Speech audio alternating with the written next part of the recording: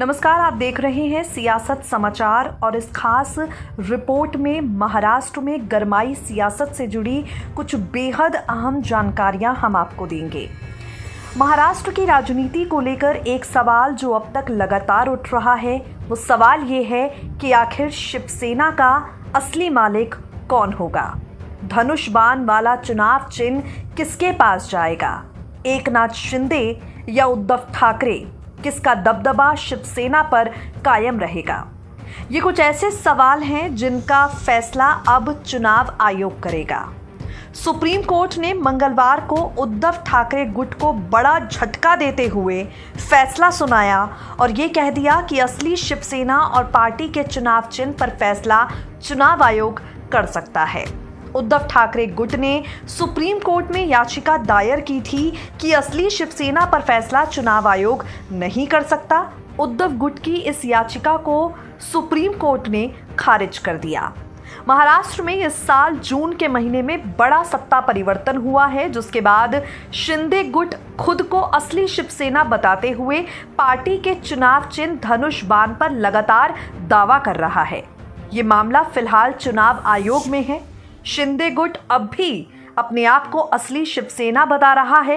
वहीं शिवसेना नेता आदित्य ठाकरे का कहना है कि चुनाव आयोग में सच की जीत होती है। अब इन सबके बीच में सवाल ये है, शिवसेना किसकी होगी? ये चुनाव आयोग तय करेगा। फैसला किस तरह से होगा, चलिए हम आपको बताते हैं। किसी राजनीतिक पार्टी पर किसका अधिकार होगा, ये फैसला चुनाव आयोग करता है। चुनाव आयोग से ही पार्टी का चुनाव चिन्ह मिलता है और चुनाव आयोग ही तय करता है कि किस गुट को पार्टी माना जाएगा। जब एक पार्टी में दो अलग अलग गुट दावा करते हैं तो चुनाव आयोग दोनों पक्षों को बुलाता है और सुनवाई करता है। इसमें सबूत देखे जाते हैं, गिनती की जाती है। ये देखा जाता है कि बहुमत किस गुट के पास है, पार्टी के पदाधिकारी किस तरफ हैं। इसके बाद जिस तरफ बहुमत होगा उसे पार्टी माना जाएगा।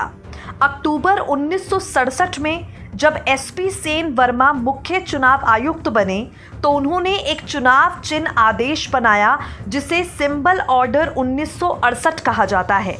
इस ऑर्डर के पैरा 15 में लिखा है कि किसी राजनीतिक पार्टी में विवाद या विलय की स्थिति में फैसला लेने का अधिकार सिर्फ चुनाव आयोग के पास है। सुप्रीम कोर्ट ने भी पैरा 15 की वैधता को बरकरार रखते हुए 1971 में सादिक अली बनाम चुनाव आयोग मामले में फैसला देते हुए इसकी वैधता को सुप्रीम कोर्ट ने ही बरकरार रखा। अब सवाल ये उठता है कि इन सबके आधार पर शिवसेना का असली मालिक कौन होगा। इसका फैसला मुख्य रूप से 3 चीजों पर निर्भर है। पहला, चुने हुए प्रतिनिधि किस गुट के पास ज्यादा हैं। दूसरा, ऑफिस के पदाधिकारी किस तरफ हैं। और तीसरा, संपत्तियां किस तरफ हैं। लेकिन किस धड़े को पार्टी माना जाएगा, इसका फैसला चुने हुए प्रतिनिधियों के बहुमत के आधार पर होगा।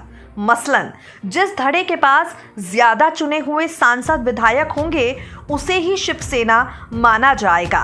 शिवसेना के असली दावेदार को लेकर शिंदे गुट और ठाकरे गुट एक दूसरे के आमने सामने लगातार हैं। सुप्रीम कोर्ट के आदेश के बाद चुनाव आयोग इस पर फैसला करेगा। फिलहाल आपको बता दें, संख्या बल के आधार पर अगर देखा जाए तो शिंदे गुट शिवसेना पर लगातार भारी पड़ रहा है। शिंदे गुट के पक्ष में चुनाव आयोग का फैसला जाता हुआ मालूम पड़ रहा है।